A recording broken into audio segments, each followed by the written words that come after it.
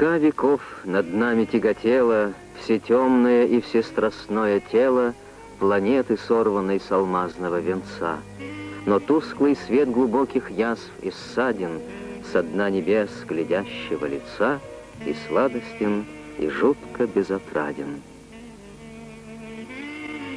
Инесс Игоревна непомнящая. Игорь Гурьевич Иванов. Гурий Игоревич Гура, сын Инесс и Игоря. Среда обитания. Мир, устроенный для себя, для своих близких. Ателье, мастерская, салон.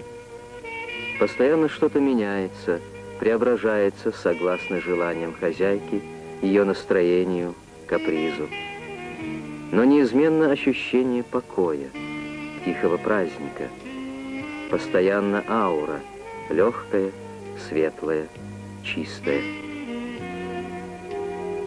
Лики икон, чеканная медь Востока, смешение стилей, эпох, религий.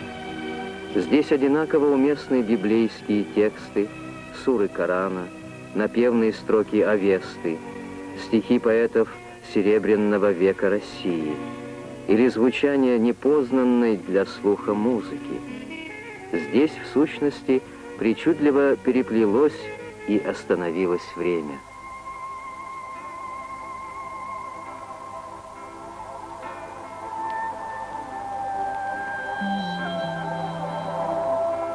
Инна представляет третье поколение русских художников в Таджикистане. Триада – символ магический. Возможно, именно в третьем поколении начинается органическое слияние родового наследия с иной средой, этносом, культурой. И наступает прозрение, буйство красок обретает иной смысл, открываются таинства первозданной природы, философская многозначность Востока. И тщетно пытается Гура отыскать в золоченной клетке птицу. И хранят свои тайны и секреты подлунные горы и лунные купола, залитые лунным светом. Такое знают Инну по ее работам, выставлявшимся в Италии, Норвегии, Германии, Музее Востока в Москве. Об интересе к ее творчеству свидетельствует множество картин, ушедших в частные коллекции. Собственную живопись Инна воспринимает лишь как часть мировидения, творческого самовыражения. Есть Гура, прежде всего Гура, и есть Игорь.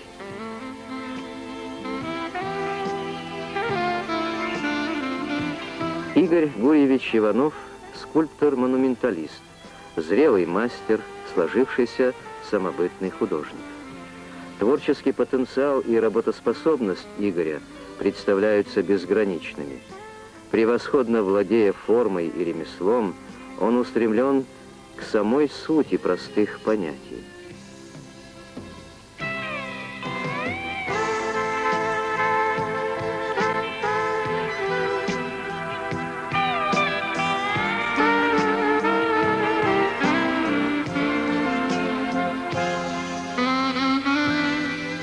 Игорь ищет в скульптуре значительность, символ, напоминание. Скульптура должна говорить всем, и потому должна говорить слова великие и простые, вековые слова. Все видеть, все понять, все знать, все пережить, все формы, все цвета вобрать в себя глазами, пройти по всей земле горящими ступнями, все воспринять и снова воплотить. Строки художника и поэта начала века Максимилиана Волошина созвучны творчеству Игоря Иванова.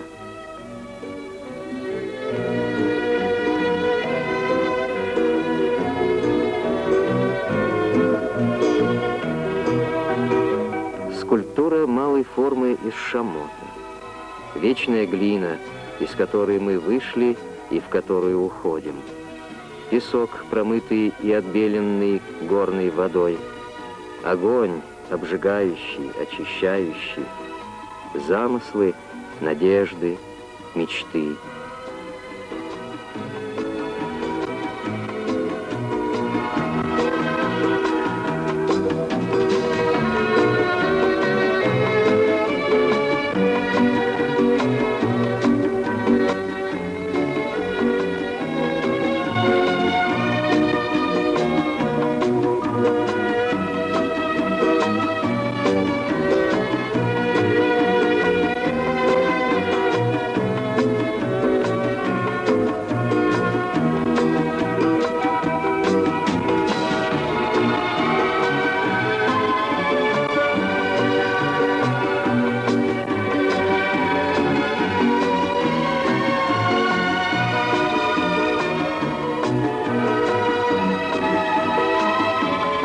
Но уже 4 года на таджикской земле спрос лишь на надгробия и памятники для братских могил. 4 года в Таджикистане междоусобицы и гражданская война. И эта мастерская, чудом сохранившаяся среди моря слез и крови, приютный уголок творчества, света и любви. И Инна с Игорем, едва ли не последние русские художники, не покинувшие вслед за остальными истерзанную горем таджикскую землю.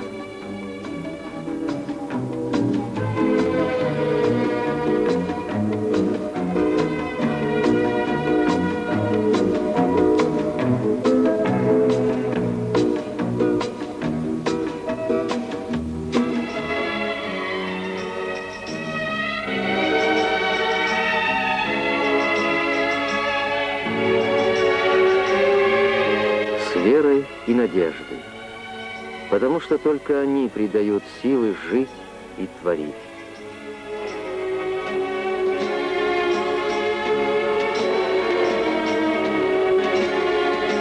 Именно на эти трудные годы пришелся расцвет нового дарования Инны. Ее пленило соцветие таджикских камней, поделочные, самоцветы, полудрагоценные и драгоценные, ровесники Луны, хранящие в себе тайны ушедших тысячелетий, вобравшие в себя память о зарождении жизни, пришествии религии, сберегшие тепло босых ступней Заратустры.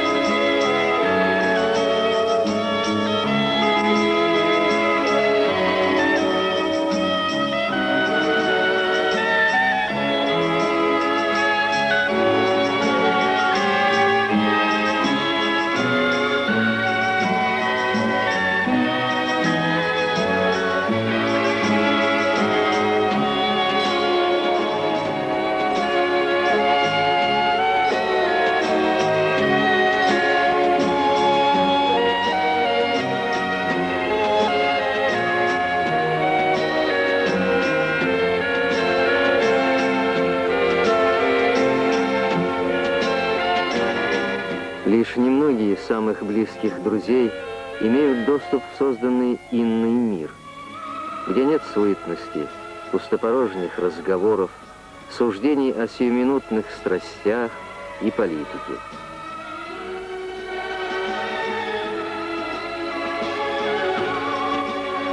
Инна разборчива и пристрастна в дружбе. Люди должны оставаться самими собой. Человек обязан продолжать заниматься своим делом. Художник должен творить, несмотря ни на что, быть выше политики. В этом, может быть, и есть высшая политика.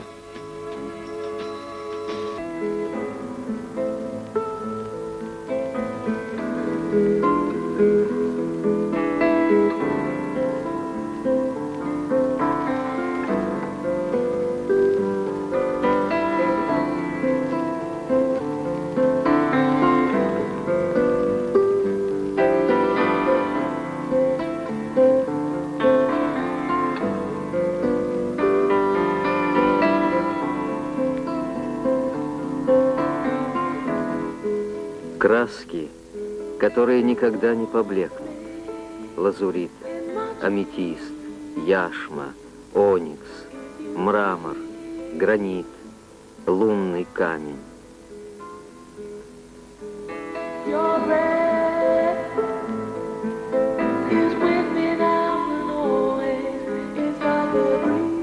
Отталкиваясь от флорентийской мозаики, Инна разработала собственную технологию стыковки камней, которую назвала пластовой.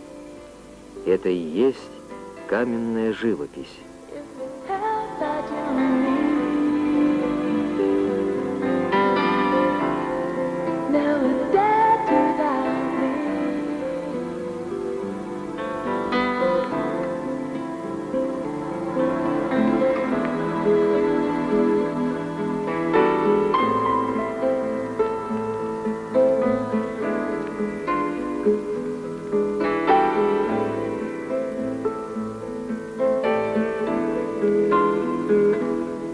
Каменная живопись позволяет декорировать интерьер и экстерьер культурных и административных зданий с различными оттенками кальцита, что контрастирующая с ним красная яшма передает такие оттенки гор, которые невозможно воспроизвести другими средствами.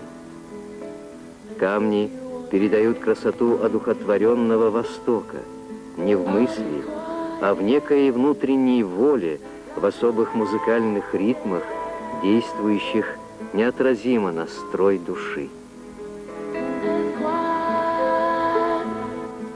Раз поддавшись чарам гор, уже не уйдешь от них.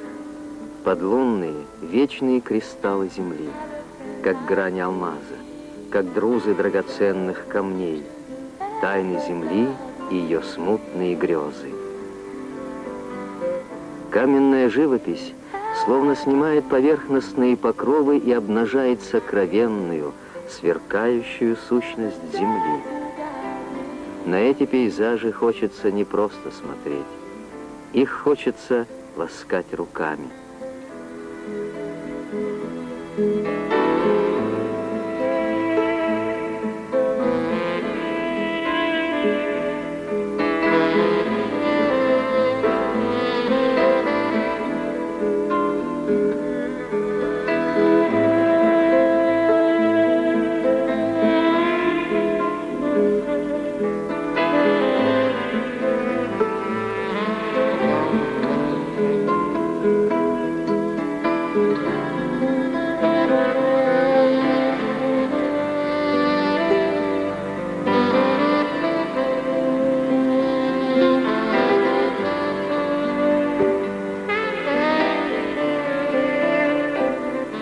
Искусство интимно. Живопись должна говорить шепотом. Уединение заставляет обращать свой взор к ночному небу, к трагической луне, единственной спутнице Земли, затерянной среди темных пространств и мертвым светом, озаряющей безлюдные просторы колыбели человечества. Но тесно нам венчальное кольцо, к нам обратив тоски своей лицо, ты смотришь прочь неведомым нам ликом, и пред тобой, пред тайной глубины, склоняюсь я в молчании великом, жемчужина небесной тишины.